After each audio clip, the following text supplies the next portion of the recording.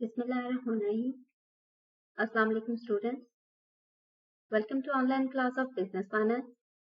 Today we are conducting our 7th lecture and I am your instructor Sayyida Rujna. Students, as you know, in previous lecture we discussed about the different types of the financial statements. We talked about the balance sheet, income statement, we talked about the cash flow statement, and specifically in balance sheet there is a third portion of balance sheet that we call as stockholders equity. उस portion के अंदर हमें different types की terminologies देखने को मिलती हैं, हमें डिफरेंट टाइप्स के शेयर रिलेटेड इंफॉर्मेशन देखने को मिलती है and we need to know about those things कि वो शेयर्स क्या हैं, उनकी टाइप्स क्या हैं, वो क्या इंफॉर्मेशन वहां पे गिवन है, प्रेफरेंस शेयर होल्डर्स क्या होते हैं, ordinary share holders, common share holders, ये सब क्या टर्मिनोलॉजीज हैं और इनके क्या बैक एंड पे इनका क्या कॉन्सेप्ट है. सो उसके स्पेसिफिकली उस पोर्शन के लिए हमने ये लेक्चर डिजाइन किया है और इस लेक्चर के अंदर हम शेयर्स, उसकी टाइप्स, उसकी डेफिनेशन, टाइप्स ऑफ शेयर्स और सर्टन इसके कंपैरिजन जो हैं और जो इसका डिफरेंसेस हैं अमंग दीज टाइप्स उनको डिस्कस करेंगे. Starting with the shares. Shares क्या हैं? Shares are the unit of equity ownership interest in a corporation. किसी भी कॉर्पोरेशन के अंदर जब आपको एक सर्टेन कैपिटल रिक्वायर्ड होता है to invest in, to expand your company, अपने बिजनेस को एनहांस करने के लिए आपको फाइनेंसिंग चाहिए होती है. What you are going to do is कि जितना कैपिटल आपको रिक्वायर्ड है you are dividing that capital into units. For example, अगर आपको 1 मिलियन रुपीज रिक्वायर्ड है फॉर सर्टेन इन्वेस्टमेंट, कुछ भी आपने बिजनेस के अंदर उसको एक्सपैंड करना है, कुछ भी करना है, आपको 1 मिलियन रुपीज रिक्वायर्ड है और उस 1 मिलियन को आपने थ्रू इक्विटी आपने फाइनेंसिंग करनी है. तो आप कैसे करेंगे? That you are going to divide 1 million into 1 lakh units. 10 lakh को आप 1 लाख में 1 लाख यूनिट्स के अंदर डिवाइड करेंगे and each unit will have a price of 10 rupees और हर यूनिट की प्राइस जो है वो 10 रुपए होगी. तो वो जो 1 लाख शेयर्स हैं उन यूनिट्स को हम शेयर्स बोलते हैं. वो 1 लाख शेयर्स जो हैं वो आप इशू करेंगे और हर शेयर की प्राइस होगी 10 रुपए और यूजली जो शेयर्स की प्राइस होती है वो इसी रेंज के अंदर होती है 10, 15, 20 रुपीज.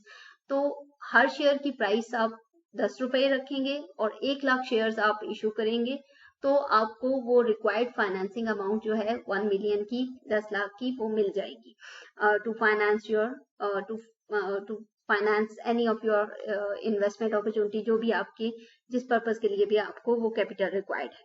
तो आपने अपने उस रिक्वायर्ड कैपिटल को थ्रू शेयर इशुएंस आपने वो फाइनेंसिंग की और हर उसकी डिवीजन आप इनटू यूनिट्स करेंगे और हर यूनिट को हम शेयर बोलते हैं. तो जो भी आपकी कंपनी के अंदर पर्सन, जो इन्वेस्टर इन्वेस्ट करेगा, जो वो शेयर परचेज करेगा, वो इन्वेस्टिंग पॉइंट ऑफ व्यू से करेगा. आपने फाइनेंसिंग की है और इन्वेस्टर पॉइंट ऑफ व्यू से इन्वेस्टर आपकी कंपनी की शेयर्स को परचेज करेगा with the intention to get earning on buying those shares. उस शेयर के ऊपर उसको कुछ अर्निंग मिले, कुछ रिटर्न मिले. वो इन फॉर्म ऑफ डिविडेंड हो सकता है, वो इन form of participation in your companies profit हो सकता है, वो इन form of share price value increase की फॉर्म के अंदर हो सकता है. तो वो किसी भी फॉर्म के अंदर उसको रिटर्न उस शेयर के ऊपर मिलेगा उस इन्वेस्टर को. और वो इन्वेस्टर जो है वो फिर उसको हम इन्वेस्टर नहीं कहेंगे, वो आपकी कंपनी के शेयर जब परचेज कर लेगा तो वो he will become a shareholder of your company. वो उसको हम शेयर होल्डर कहेंगे. तो शेयर होल्डर जो है दो तरह से आपके जो बाय नेचर जो शेयर्स की डिवीजन है, ये टाइप्स हैं, वो दो तरह की हैं. या तो वो कॉमन शेयर होते हैं या वो प्रेफर्ड शेयर होते हैं. जो कॉमन शेयर्स होते हैं उसको हम ऑर्डिनरी शेयर्स भी कहते हैं, उनको इक्विटी शेयर्स भी कहते हैं, और जो प्रेफरेंस शेयर होते हैं उनको हम प्रेफर्ड शेयर और प्रेफर्ड स्टॉक ही कहते हैं. तो वो इन्वेस्टर जो है कोई भी आपकी कंपनी के शेयर परचेज करे, कॉमन शेयर परचेज करे या प्रेफरेंस शेयर परचेज करे, he will become stakeholder in your company, he will become shareholder of your company. What are common shares? अब कॉमन शेयर्स क्या होते हैं, उनकी क्या करेक्टरिस्टिक्स होते हैं? कॉमन शेयर्स को हम ऑर्डिनरी शेयर्स भी कहते हैं और हम इक्विटी शेयर्स भी कहते हैं। ये एक ही टाइप का शेयर है जिसके 3 डिफरेंट नेम्स हैं, इक्विटी शेयर, ऑर्डिनरी शेयर और कॉमन शेयर। अब इसके करेक्टरिस्टिक्स क्या क्या हैं? जब भी कोई आपकी कंपनी का कहे कि उसने किसी कंपनी के शेयर्स परचेज किए हैं, तो इट मीन्स उसने कॉमन शेयर्स परचेज किए हैं, क्योंकि यूजली जो कंपनी शेयर इशू करती है वो ऑर्डिनरी शेयर्स ही होते हैं in most of the cases. तो वो ऑर्डिनरी शेयर्स होंगे और जो सबसे ज्यादा ट्रेडिंग होती है वो भी आपकी ऑर्डिनरी शेयर्स की ही होती है। जो भी आपकी कंपनी के कॉमन शेयर्स परचेज करता है, इट मीन्स कि उसने आपकी कंपनी के अंदर अपनी ऑनरशिप परचेज की है, और वो ऑनरशिप परचेज करने का ये मतलब है कि अब उसका आपकी कंपनी के अंदर स्टेक है, उसका आपकी कंपनी के अंदर ऑनरशिप है। और जो कॉमन शेयर होल्डर्स होते या कॉमन शेयर्स जो होते हैं, ये अपने जो बायर होता है उसको सर्टेन प्रिविलेजेस देते हैं, उसको सर्टेन राइट्स देते हैं इनटू कंपनी। अब वो शेयर्स, वो राइट्स या वो प्रिविलेजेस क्या है कि सबसे पहले तो आपके वो शेयर होल्डर को वोटिंग राइट मिलता है। वोटिंग राइट मिलने का ये मतलब है कि जब भी आपकी कंपनी की जो बोर्ड ऑफ डायरेक्टर्स की मीटिंग होती है, उसके अंदर उसका वोट कास्ट होगा और वो एलिजिबल है वोट डालने के लिए कि वो नॉमिनेट करे कि किसको डायरेक्टर होना चाहिए, किसको चेयरमैन होना चाहिए। तो जो भी आपकी कंपनी के इलेक्शंस होते हैं, जो बोर्ड ऑफ डायरेक्टर्स के इलेक्शंस होते हैं, तो उस कंपनी के इलेक्शंस के अंदर ही विल हैव हिज से, उसकी अपनी होगी थ्रू वोटिंग, उसकी एक अपनी इंटरफेरेंस होगी, उसका एक कंट्रोल होगा उस कंपनी की ऑनरशिप के अंदर।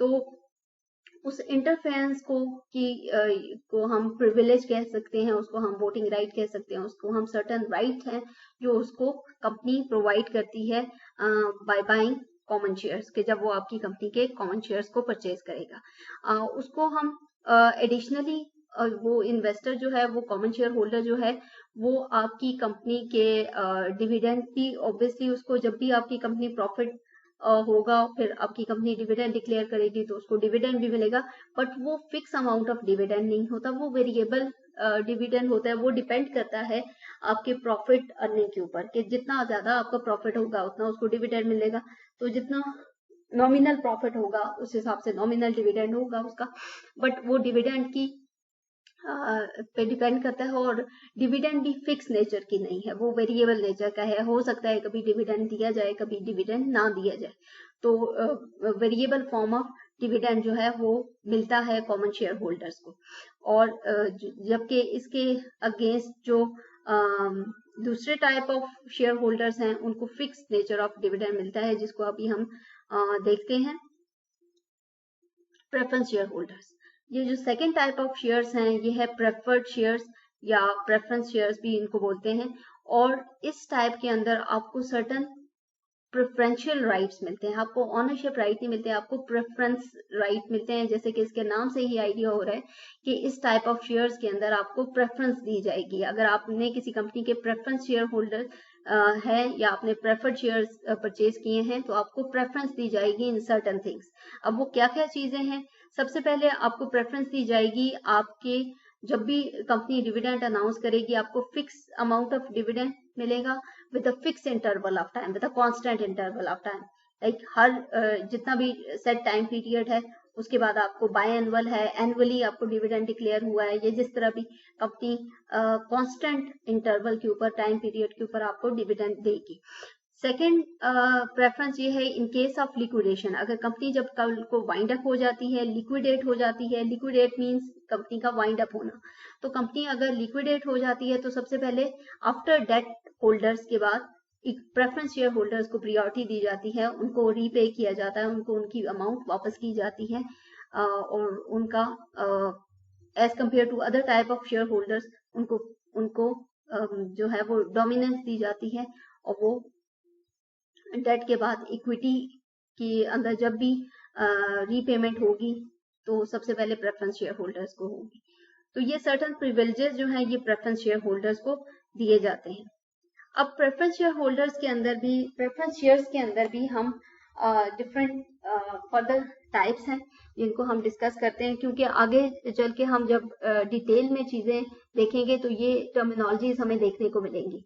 तो इट्स बेटर कि हम इसको इनिशियल लेवल पे ही इनको अंडरस्टैंड कर लें कि ये क्या होता है, इन टर्म्स का क्या मतलब है, और ये सिर्फ क्या सर्टन पर्टिकुलर किसी सिक्योरिटी के लिए यूज हो सकती हैं या किसी और सिक्योरिटी के लिए भी ये टर्म्स यूज होती हैं, क्यूमुलेटिव या नॉन क्यूमुलेटिव, पार्टिसिपेटिंग या non participating, redeemable versus irredeemable, convertible versus non convertible. तो ये डिफरेंट 4 टाइप्स या ऑफ प्रेफरेंस, कॉमन टाइप्स हैं प्रेफरेंस शेयर्स की, कि जो हम देखेंगे, और ये किसी और फाइनेंशियल सिक्योरिटी के लिए भी यूज हो सकती हैं, बॉन्ड्स के लिए भी यूज हो सकती हैं, या और जो आपके फाइनेंशियल इंस्ट्रूमेंट्स हैं किसी के लिए भी ये टर्म्स यूज हो सकती हैं।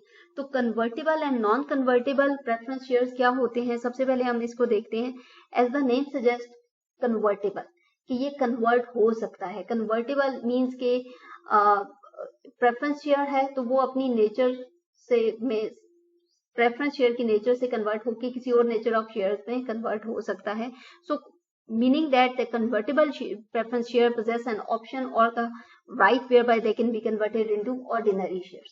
तो other type of share जो है वो ordinary share होता है, या equity share या common share होता है, तो उसके अंदर ये convert हो सकता है by obeying, by following certain agreed terms and conditions। जो भी अबाइड बाय आप इनको करेंगे तो फिर आप कन्वर्ट कर सकते हैं अपने शेयर्स को कॉमन शेयर के अंदर। जो नॉन कन्वर्टेबल है, simply doesn't convert into any other type of shares. So but वो नॉर्मल जो कैरेक्टरिस्टिक प्रेफरेंस शेयर के हैं कि फिक्स डिविडेंड मिलना या प्रियोरिटी मिलना इन रीपेमेंट, तो वो उनको उन कैरेक्टरिस्टिक्स या उन प्रिविलेजेस के साथ रहेंगे, बट उनको वो कन्वर्ट नहीं हो सकते into other type of shares. Second जो इसकी कैटेगराइजेशन है वो है रिडीमेबल और इरिडीमेबल प्रेफरेंस शेयर्स।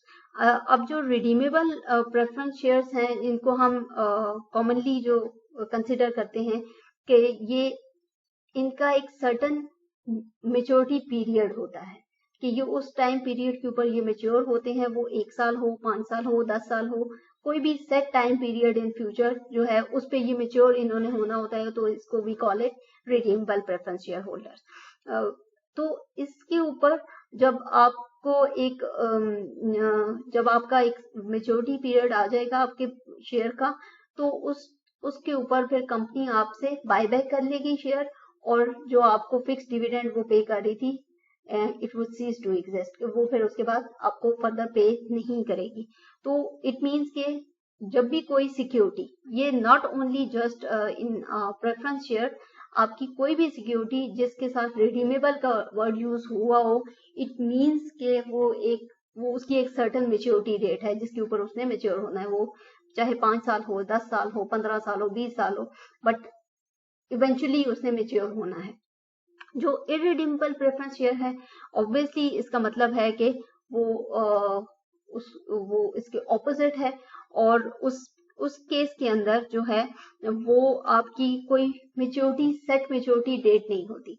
जब सेट मेच्योरिटी डेट नहीं होगी तो it means it has no end, या उसको हम फॉर एवर कह सकते हैं, या उसको हम परपेचुअल का वर्ड यूज करते हैं उसके लिए, that anything that doesn't and, कि उसका कोई एंड ही नहीं है, और वो उसको हम इरिडीमेबल प्रेफरेंस शेयर भी कहेंगे, या उसको हम परपेचुअल प्रेफरेंस शेयर भी कह सकते हैं, क्योंकि उसका कोई एंड नहीं है। और इस केस के अंदर जब इरिडीमेबल प्रेफरेंस शेयर होता है तो जो शेयर के कैरेक्टरिस्टिक हैं वो सिमिलर हो जाते हैं विद द ऑर्डिनरी शेयर, क्योंकि ऑर्डिनरी शेयर भी with the intention of long lasting होता है, और उसका भी कोई सेट मेच्योरिटी पीरियड नहीं होता, तो वो उसकी कैरेक्टरिस्टिक्स मैच करते हैं with the ordinary share. But ordinary share क्योंकि वेरिएबल उसके ऊपर डिविडेंड है, बट यहाँ पे इरिडीमेबल प्रेफरेंस शेयर के अंदर फिक्स डिविडेंड है with fix interval of time, तो यहाँ पे इन्वेस्टर जो है, जो शेयर होल्डर है, वो इस डिविडेंड को एंजॉय कर सकता है विद द कैरेक्टरिस्टिक ऑफ, और फॉर एवर एंजॉय कर सकता है इन कैरेक्टरिस्टिक्स को, इन बेनिफिट्स को जो कि इरिडीमेबल प्रेफरेंस शेयर्स के साथ हैं। एडिशनली एडिशनली जो प्रेफरेंस जो इररिडीमेबल प्रेफरेंस शेयर हैं उसके ऊपर आपको एक तो फिक्स डिविडेंड भी मिलता है, प्लस आपको जब भी कंपनी वाइंड अप होगी या कंपनी लिक्विडेट होगी उस केस के अंदर फिर आपको प्रेफरेंस दी जाएगी रीपेमेंट में। जो टाइप है प्रेफरेंस शेयर की वो है पार्टिसिपेटिंग और non participating preference share. Participating means के ऐसा प्रेफरेंस शेयर जिसके अंदर आपको एक तो फिक्स डिविडेंड तो पे हो ही रहा है, लेकिन एडिशनली जब कंपनी आपको अपने प्रॉफिट के अंदर भी शेयर दे रही है तो इट मींस के you are having a participating preference share, कि जहां पे कंपनी अपने प्रॉफिट का हिस्सा भी आपके साथ शेयर कर रही है other than the fix dividend जो आपको पेमेंट हो रही है। तो इस केस के अंदर आप इसको कहेंगे पार्टिसिपेटिंग प्रेफरेंस शेयर। और जो नॉन पार्टिसिपेटिंग है ऑब्वियसली वो उसका कोई उस केस के अंदर आपको सिर्फ फिक्स डिविडेंड ही पे हो रहा है, उसके अंदर आपको प्रॉफिट के अंदर कोई शेयरिंग नहीं हो रही। तो जब आपके अगर जो प्रेफरेंस शेयर का आपका कॉन्ट्रैक्ट होता है जब कंपनी के साथ, अगर उसके ऊपर क्लियरली मेंशन है that it's a participating preference share, then only it is a participating preference share. Otherwise, it would be considered as a non-participating share. Another type is cumulative and non-cumulative preference shares.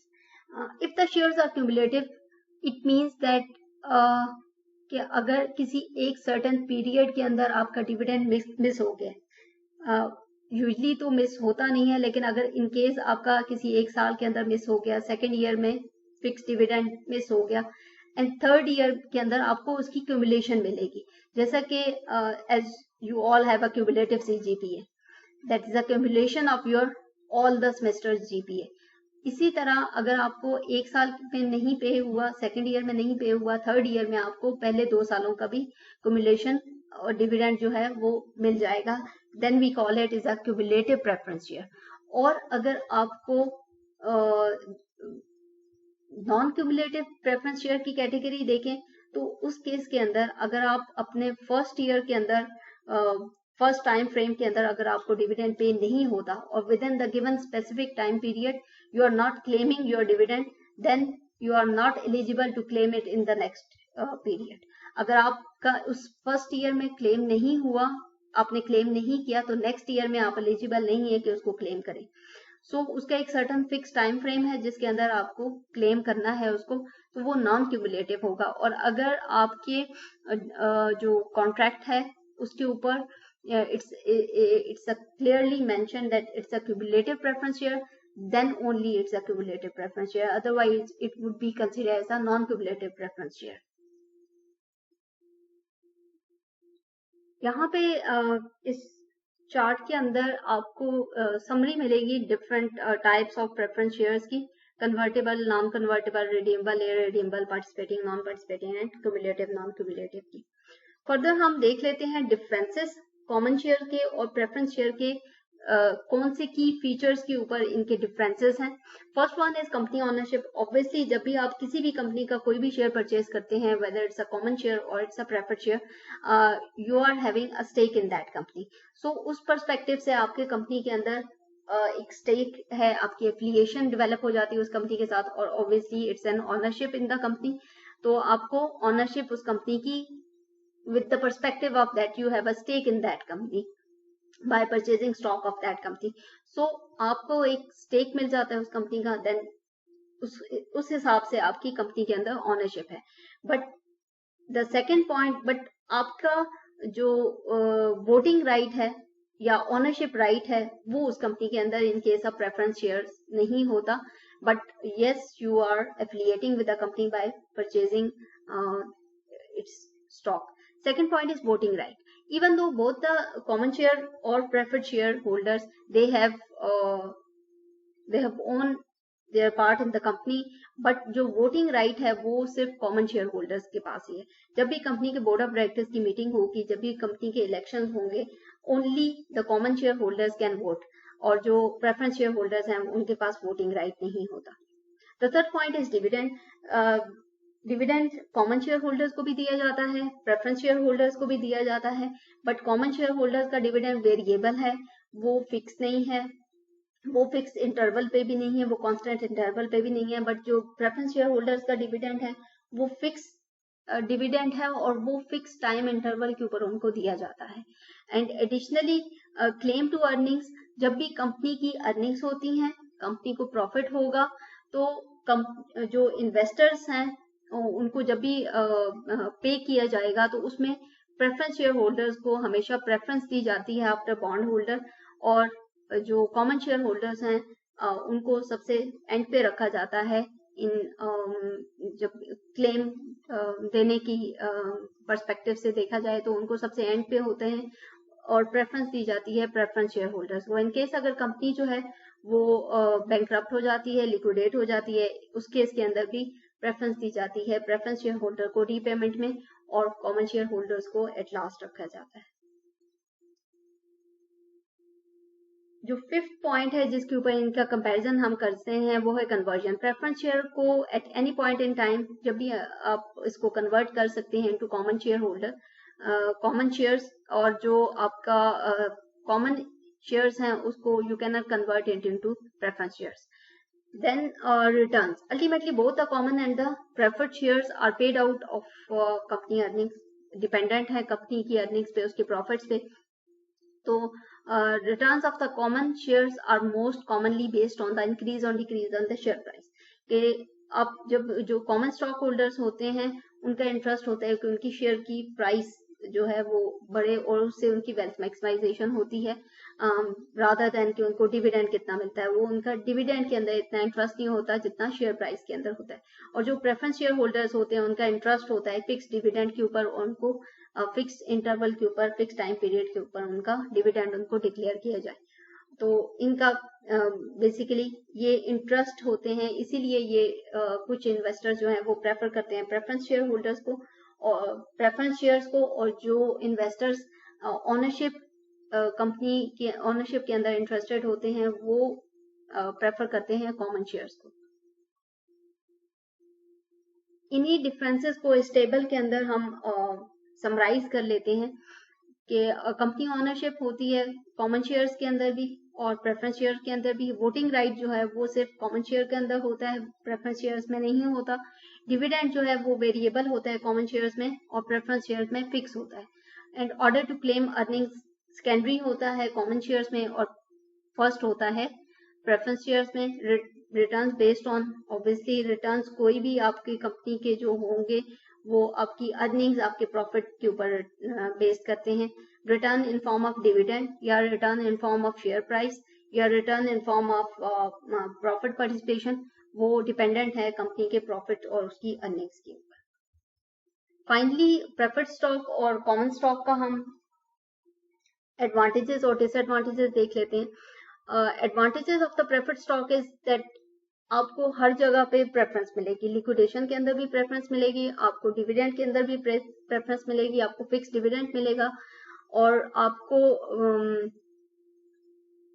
Fix interval के ऊपर dividend मिलेगा। जो common stock है उनके advantages ये हैं कि उनको वोटिंग राइट मिलता है कंपनी में और ऑब्वियसली जो भी रिमेनिंग प्रॉफिट होता है आफ्टर प्रेफरेंस शेयर्स वो आपको कॉमन शेयर होल्डर्स को दिया जाता है।